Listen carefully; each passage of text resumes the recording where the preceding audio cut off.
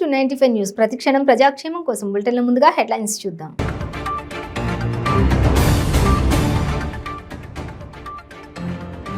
ఖమ్మం జిల్లా పెనుబల్లి మండలం నాయకులగూడెంలో క్షుద్ర పూజల కలకలం, భయాందోళనకు గురవుతున్న స్థానికులు.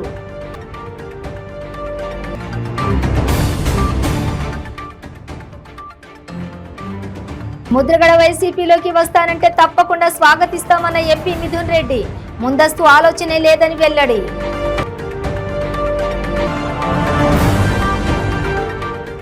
కడప జిల్లాలో టీడీపీ రాష్ట్ర ఉపాధ్యక్షులు జ్యోతుల నెహ్రూ పర్యటన. ఈ ఏడాదంతా జనంలో ఉండి సీఎం జగన్ అరాచకాలు ప్రజలకు వివరించాలని పిలుపు.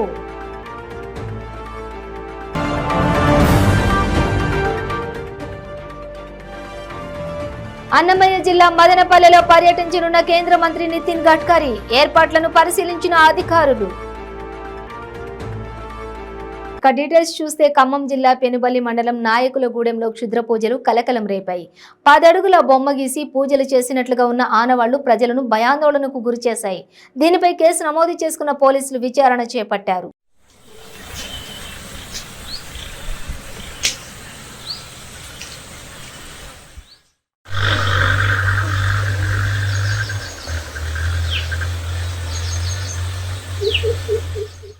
కాపు ఉద్యమ నేత మాజీ మంత్రి ముద్రగడ పద్మనాభం వైఎస్ఆర్ కాంగ్రెస్ పార్టీలో చేరతామంటే తాము స్వాగతిస్తామని ఉభయ గోదావరి జిల్లా కోఆర్డినేటర్ రాజంపేట ఎంపీ మిథున్ రెడ్డి స్పష్టం చేశారు.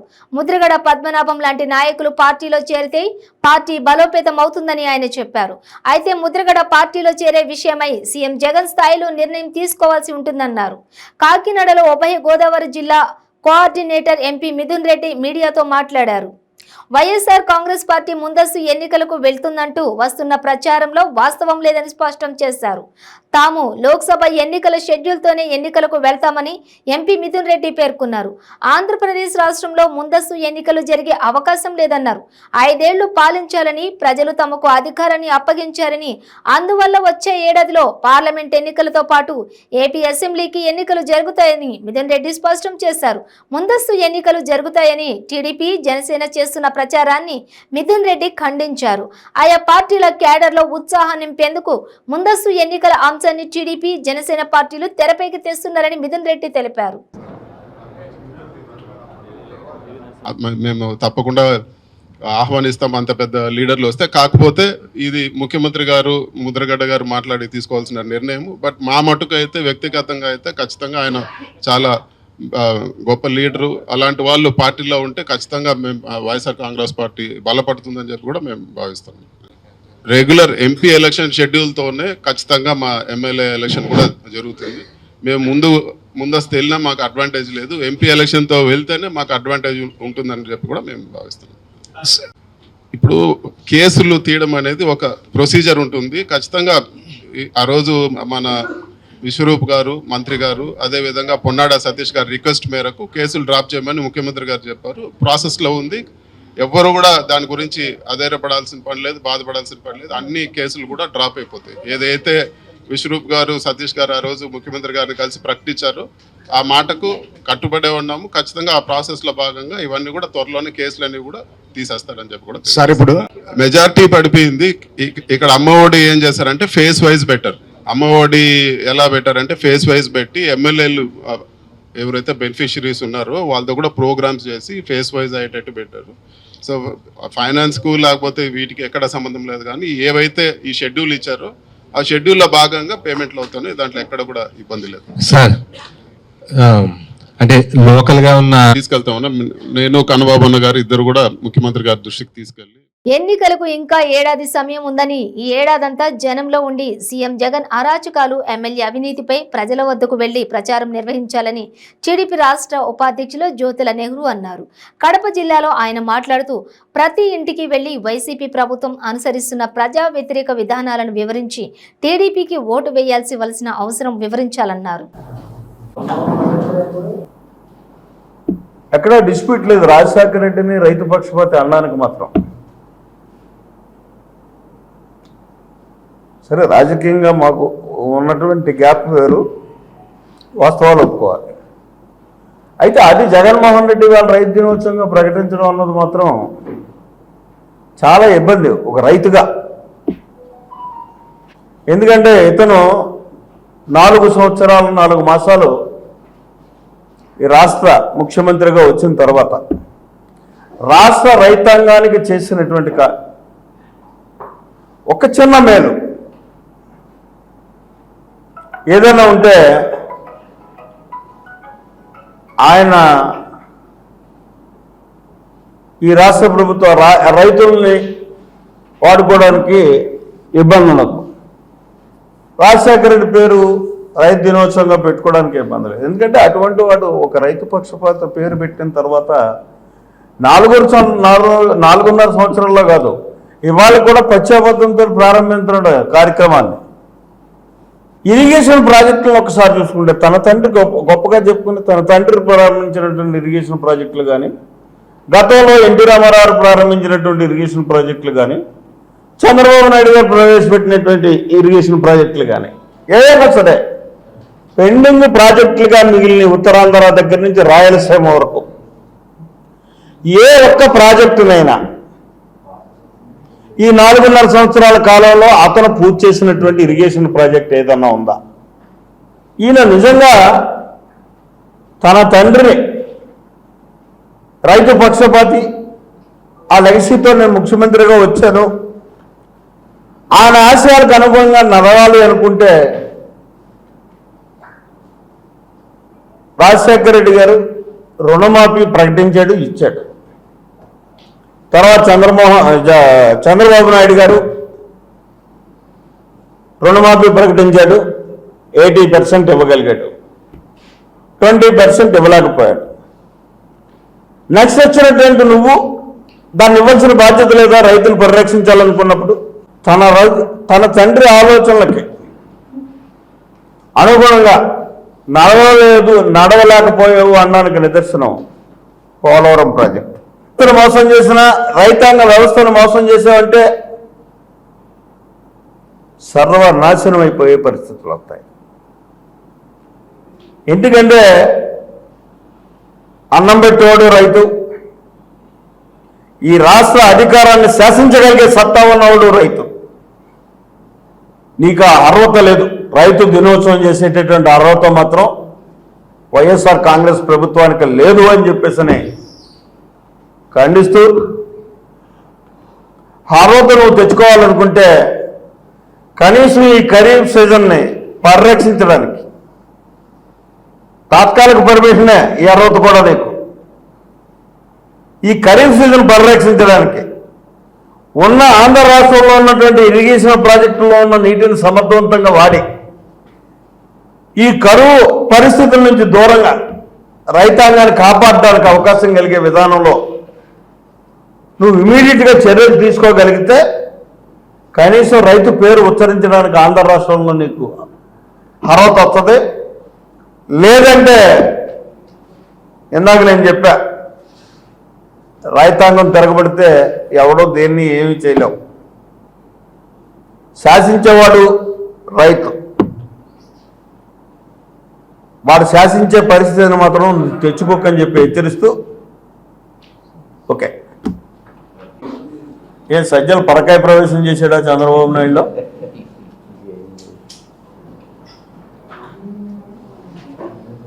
అసలు నువ్వేటో నీ స్టాండ్ ఏంటో ముందు తెలుసుకో. రేపు భవిష్యత్తులో నువ్వు ఎవరికి సపోర్ట్ ఇవ్వబోతున్నావు? ఇక్కడ ఎలియన్స్ కూడా వదిలే, గొప్పగా నేను సింగిల్గా వెళ్తానంటున్నావు కదా. రేపు భవిష్యత్తులో ఈ రాష్ట్రాన్ని మళ్ళీ రేపు దేశాన్ని పరిపాలించడానికి ఏ కూటమికి నువ్వు సపోర్ట్ ఇవ్వబోతున్నావు? అదేనా చెప్పు, ధైర్యంగా చెప్పి నువ్వు ఎలక్షన్స్కి రాగలవా? ముందు అది చూసుకో, నిన్ను నువ్వు చక్కబెట్టుకో. ఇక్కడ చంద్రబాబు నాయుడు ఏం చేయాలో చంద్రబాబు నాయుడు నిర్ణయించుకుంటాడు. మేము ఎప్పుడూ కూడా భావ సారూప్యం కలిగేటటువంటి రాజకీయ పార్టీల్ని, రాజకీయ అధికారాన్ని ఆయా నిష్పత్తి ప్రకారం పంచుకుంటూ వెళ్ళినటువంటి రాజకీయ పార్టీ తెలుగుదేశం పార్టీ. కాబట్టి మేము ఎక్కడికి వెళ్ళాలో ఏం చేయాలో స్వస్థమైనటువంటి వైఖరితో రేపు ఎన్నికలకి ప్రజల్లోకి రాబోతాం.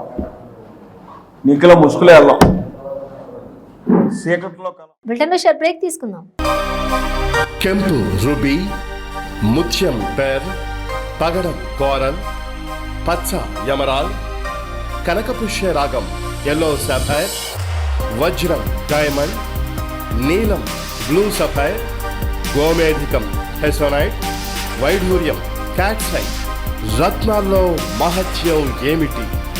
రత్నం పెడితే తలరాత మారుద్దా? రత్నం మారితే రంగు పడుద్దా? రత్నం మహత్యం త్వరలో మీ 95 న్యూస్ ఛానల్లో. మీ జాతకం బాగాలేదని ఇబ్బంది పడుతున్నారా? మీరు అనుకున్న పనులు జరగడం లేదా? నిత్యం సమస్యలతో సతమతమవుతున్నారా? మరి ఇంకెందుకు ఆలస్యం? మీకు జాతక రత్నాలపై నమ్మకం ఉంటే మీ జాతకం ప్రకారం జ్యోతిష్యుడు చెప్పిన సర్టిఫైడ్ నవరత్నాల కోసం వెంటనే సంప్రదించవలసిన address SK jewellers, Ramnagar, Hyderabad. Number 9640261234. మీ పెళ్లి రోజు, పుట్టినరోజులు, మరే ఇతర శుభ కార్యక్రమాలకైనా మీ బంధువులకు, శ్రేయోభిలాషులకు శుభాకాంక్షలు చెప్పాలనుకుంటున్నారా? మీ ఇంట్లో జరిగే శుభకార్యాలను టీవీలో చూడాలనుకుంటున్నారా? అయితే ఆలస్యం ఎందుకు? 95 న్యూస్ అందిస్తోంది మీకు ఆ అద్భుతమైన అవకాశం. ఆలస్యం ఎందుకు? స్క్రీన్ పై కనిపించే ఈ నంబర్కు వెంటనే డయల్ చేయండి. మీరు చెప్పే శుభాకాంక్షలు ప్రత్యక్ష ప్రసారంలో చూడండి. మీరు డయల్ చేయవలసిన number 9912696750. Welcome back to 95 news. Annamayya జిల్లా మదనపల్లెలో కేంద్ర మంత్రి నితిన్ గడ్కరీ పర్యటించనున్నారు. పలు అభివృద్ధి పనులకు ఆయన శంకుస్థాపనలు చేశారు. ఈ మేరకు అధికారులు కేంద్ర మంత్రి పర్యటనకు సంబంధించిన ఏర్పాట్లను పర్యవేక్షించారు.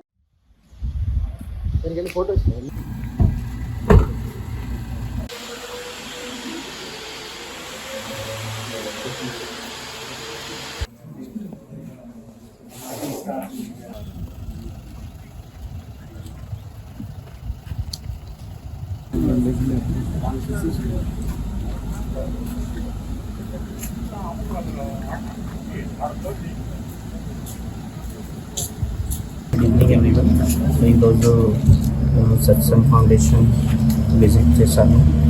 ఇప్పుడు 12th రోజుకి honourable minister, transport minister Nitin Gadkari visit plan చేశాను. So just so helipad construction and arrangement regarding this. So after formal communication just చిన్న అరేంజ్మెంట్ చేశాను. That's it. ఏలూరు జిల్లా దెందులూరు నియోజకవర్గం పెదవేగి మండలం మొండూరు గ్రామంలో ఈ మధ్య కాలంలో మరణించిన వారి కుటుంబాలను చింతమనేని ప్రభాకర్ పరామర్శించారు. మరణించిన వారి కుటుంబ సభ్యులు చింతమనేని ప్రభాకర్ను చూడగానే భావోద్వేగానికి లోనయ్యారు. మొండూరు గ్రామంలో అనారోగ్యంతో బాధపడుతున్న కొంతమందిని పరామర్శించి వారికి అండగా ఉంటానని భరోసా ఇచ్చారు.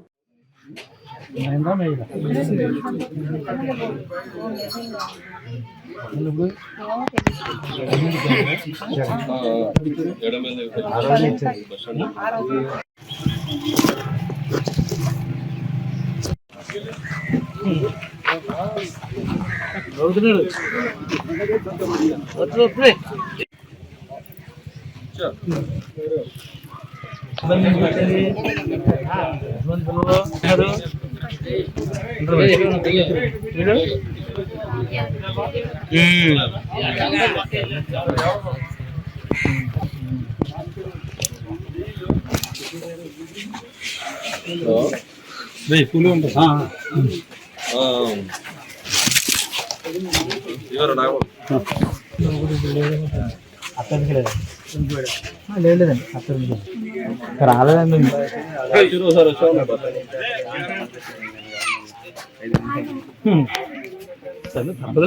కావునని చెప్తున్నాను. గట్టిగా ఉంటుంది మనం వచ్చిన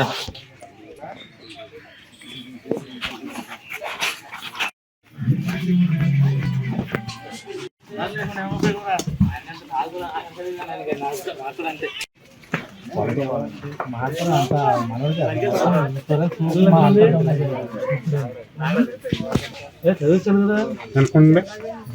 పేరేంటి?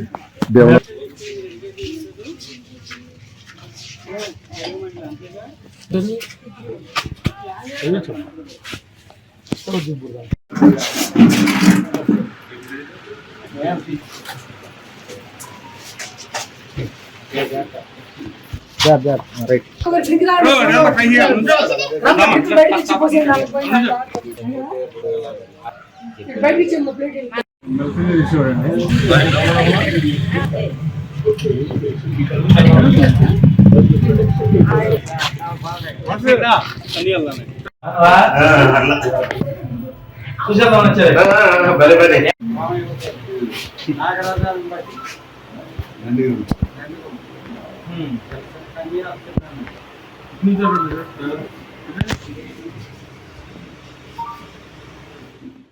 కుటుంబ కలహాల నేపథ్యంలో ఎస్ఏ భార్య ఆత్మహత్య చేసుకున్న సంఘటన పిడుగురాళ్ల రాజుపాలెం మండలంలో చోటు చేసుకుంది.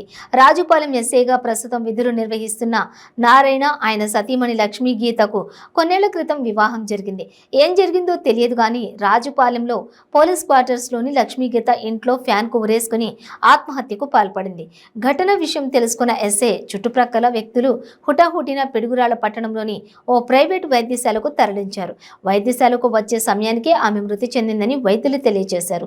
జరిగిన ఘటనపై ప్రస్తుతం ఎలాంటి కేసు నమోదు కాలేదని మృతదేహాన్ని పోస్టుమార్టం నిమిత్తం సత్తెనపల్లి ప్రభుత్వ వైద్యశాలకు తరలించారు.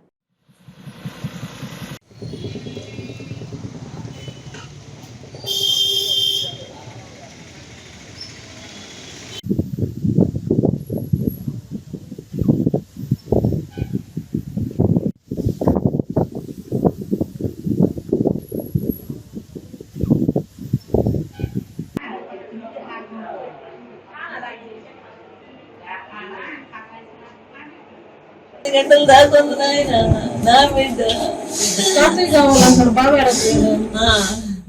ప్రకాశం జిల్లా త్రిపురాంతకం మండలంలోని శ్రీనివాస నగర్ సమీపంలోని జాతీయ రహదారిపై ఆగి ఉన్న లారీని ఆర్టీసీ బస్సు ఢీకొన్న సంఘటన జరిగింది.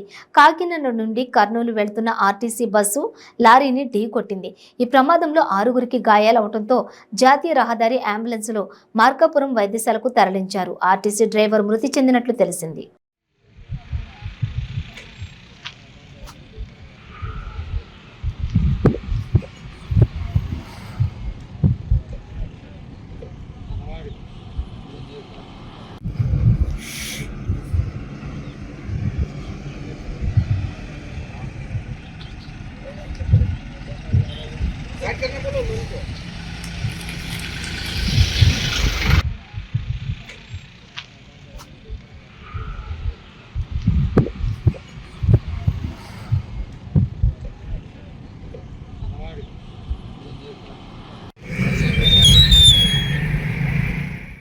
ఇచ్చాపురం మున్సిపాలిటీ పరిధిలోని పురుషోత్తపురం చెక్పోస్టుపై శనివారం రాత్రి ఏసీబీ అధికారులు ఆకస్మిక దాడులు చేశారు. అక్రమ వసూళ్లకు పాల్పడుతున్నారనే ఫిర్యాదు మేరకు అధికారులు స్పందించారు. ఈ దాడుల్లో అక్రమంగా వసూలు చేసిన మొత్తాన్ని భారీగా అధికారులు గుర్తించినట్టు తెలుస్తోంది. దాడుల సమయంలో సిబ్బంది విధుల్లో ఉన్నట్లు సమాచారం. ఇదిలా ఉండగా ఏసీబీ డీఎస్పీ బీవీఎస్ రమణమూర్తి మీడియాతో మాట్లాడారు. తమకు అందిన సమాచారం మేరకు నిర్వహిస్తున్నామని, ఇప్పటి వరకు సుమారు 24,000 అక్రమ వసూలు చేసినట్లు గుర్తించామన్నారు. ఇందుకు సంబంధించి 3 వ్యక్తులను అదుపులోకి తీసుకున్నామని చెప్పారు. దాడుల్లో ఏసీబీ డీఎస్పీతో పాటు సీఏలు భాస్కర్రావు, హరి, ఎస్ఐ చిన్ననాయుడు ఉన్నారు.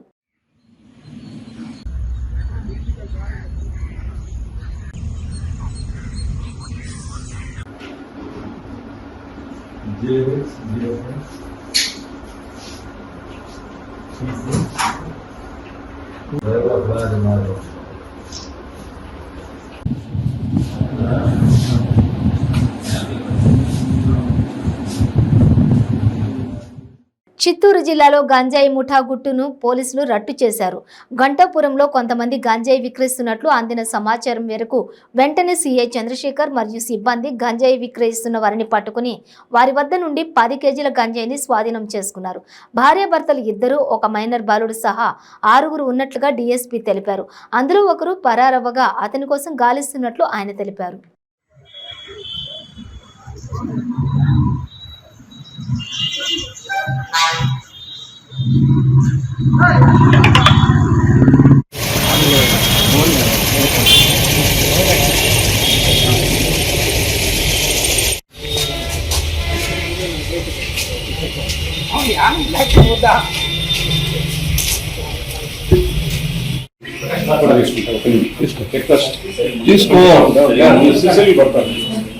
ఓకేనా?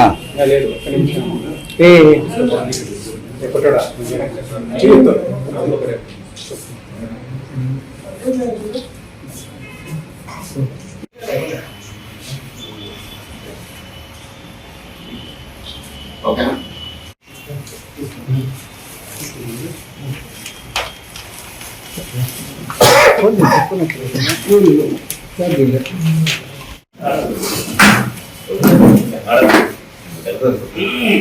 గంజాయి విక్రయాలు అనేది కొద్ది రోజులుగా కామంగా జరుగుతున్నాయి.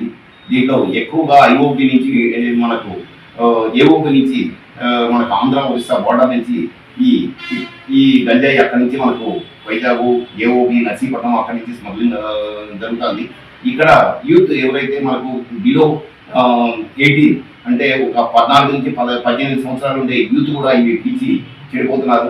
ఎందుకంటే ఆ వయసులో గంజాయికి అలవాటు పడితే వీళ్ళ మొత్తం బాడీ వ్యవస్థ అంతా కూడా నాశనం అవుతుంది. అలాగే వీళ్ళ లైఫ్ కెరీర్ కూడా నాశనం అవుతుంది. వీళ్ళందరూ కూడా వీళ్ళు తాగడమే కాకుండా చుట్టుపక్కల ఉండే కాలేజీల్లోనూ లేకపోతే స్కూల్స్లోనూ కూడా వీటిని పొట్లాలు తీసుకుపోయి చిన్నపిల్లలకు అలవాటు చేస్తున్నారు. దీనివల్ల చాలా చెడు జరుగుతుంది. కాబట్టి ఎవరు కూడా గంజాయి పీల్చడం చేయొద్దని చెప్పి గంజాయి వ్యసనానికి అలవాటు పడుతుందని చెప్పి రిక్వెస్ట్ చేయడం జరుగుతుంది.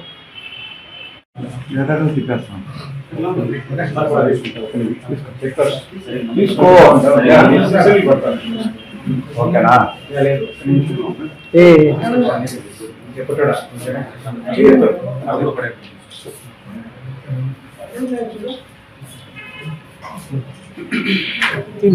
ప్యాకెట్లో కూడా చూపిస్తున్నా.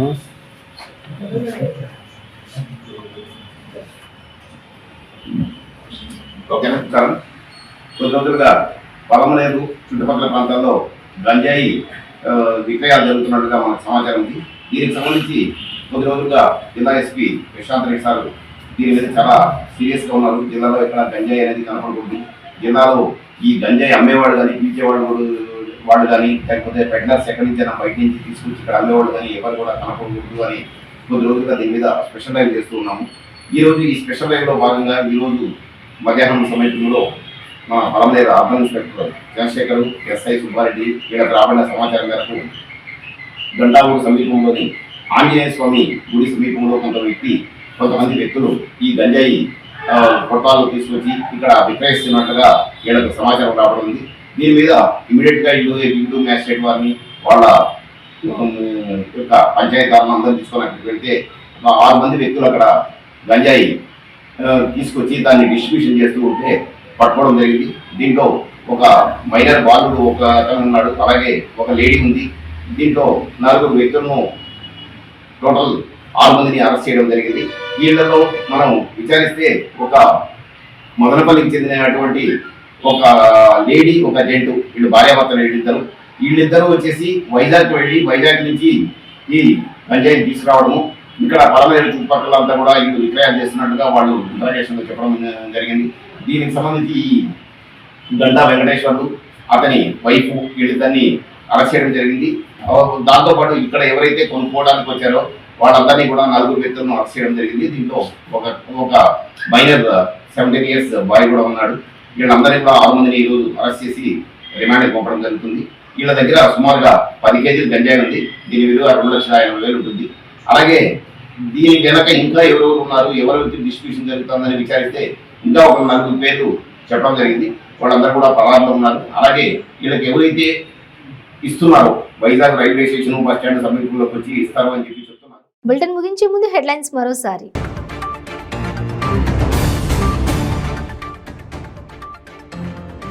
ఖమ్మం జిల్లా పెనుబల్లి మండలం నాయకులగూడెంలో క్షుద్ర పూజల కలకలం, భయాందోళనకు గురవుతున్న స్థానికులు.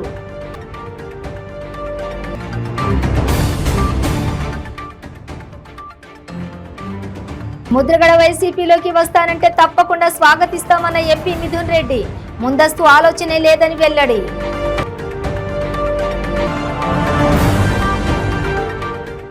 కడప జిల్లాలో టీడీపీ రాష్ట్ర ఉపాధ్యక్షులు జ్యోతుల నెహ్రూ పర్యటన, ఈ ఏడాదంతా జనంలో ఉండి సీఎం జగన్ అరాచకాలు ప్రజలకు వివరించాలని పిలుపు.